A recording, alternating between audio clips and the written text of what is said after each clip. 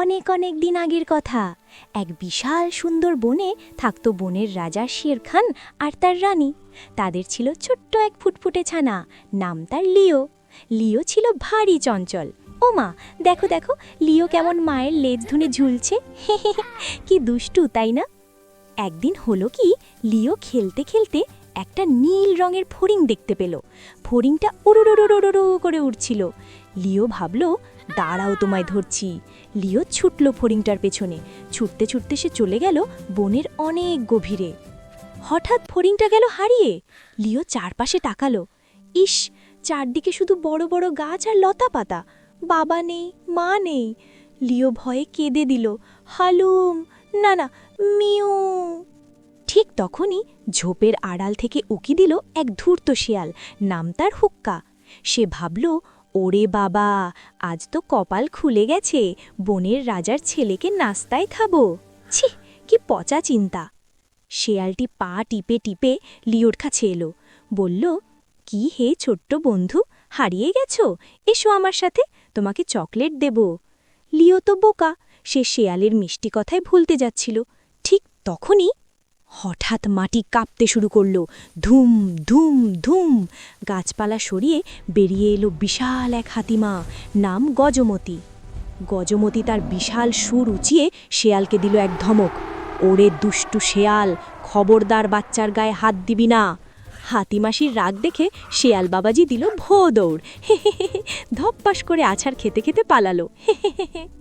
গজমতি লিওকে তার সুর দিয়ে আদর করে কাছে টেনে নিল, বলল, ভয় নেই বাবা, আজ থেকে আমিই তোমার মা। দিন যায়, মাস যায়, লিও এখন একটু বড় হয়েছে। কিন্তু মজার ব্যাপার কি জানো, লিও তো ছোটবেলা থেকেই হাতির পালের সাথে বড় হয়েছে, তাই সে নিজেকেও হাতিই মনে করে। সে ঘাস খাবার চেষ্টা করে, কিন্তু ওয়াক-থু, মুখে দিলেই ফেলে দেয়। হাতিরা যখন নদীতে জল ছিটিয়ে স্নান করে, তখন লিও কি করে জানো, সেও হাতির মতো সুর নাড়ানোর চেষ্টা করে, কিন্তু তার তো সুরই নেই। ওমা, কি কাণ্ড! একদিন বনের রাজা শের খান, মানে লিওর আসল বাবা, শিকারে বেরিয়ে এক বড় গর্তে পড়ে গেলেন। আর সেই সুযোগে সেই দুষ্টু শেয়াল হুক্কা আর তার দলবল হায়নাদের নিয়ে সেখানে হাজির। লিও দেখল এক বয়স্ক সিংহ বিপদে পড়েছে। হাতিমা তাকে শিখিয়েছিল যে দুর্বলকে সাহায্য করাই বীরের ধর্ম। লিও দৌড়ে গেল সেখানে। লিও গিয়ে দাঁড়ালো শেয়ালদের সামনে। সে প্রথমে হাতির মতো করে আওয়াজ করতে চাইল, চিহিহি, কিন্তু হলো না। শেয়ালরা তাকে দেখে হাসতে লাগল। আরে, এ তো সেই বোকা সিংহ যে নিজেকে হাতি ভাবে। এই অপমান লিও সহ্য করতে পারল না। তার শরীরের ভেতরে থাকা সিংহের রক্ত টকবক করে ফুটতে লাগল। সে বুক ভরে শ্বাস নিল, আর তারপর সে দিল এক বিশাল গর্জন, হালুম। সেই গর্জনে বনের পাতা ঝরে পড়ল। শেয়াল আর হায়নার দল ভয়ে লেজ গুটিয়ে পালালো। লেজ গুটিয়ে পালানো কাকে বলে দেখলে তো? রাজা বললেন, তুমি আমার ছেলে লিও। লিও তার আসল বাবা মাকে ফিরে পেল, কিন্তু সে কি হাতিমাকে ছেড়ে দিল? একদম না।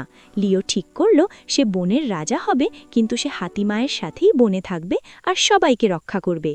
দেখলে তো বন্ধুরা, লিও দেখতে সিংহের মতো হলেও তার মনটা ছিল হাতির মতোই বিশাল। সে প্রমাণ করে দিল যে কে তোমাকে জন্ম দিল তার চেয়ে বড় হলো কে তোমাকে ভালোবাসা দিয়ে বড় করলো। আজকের গল্পটা কেমন লাগলো? যদি ভালো লাগে তবে একটা সুন্দর হাসি দিও। আজ তবে আসি, টাটা।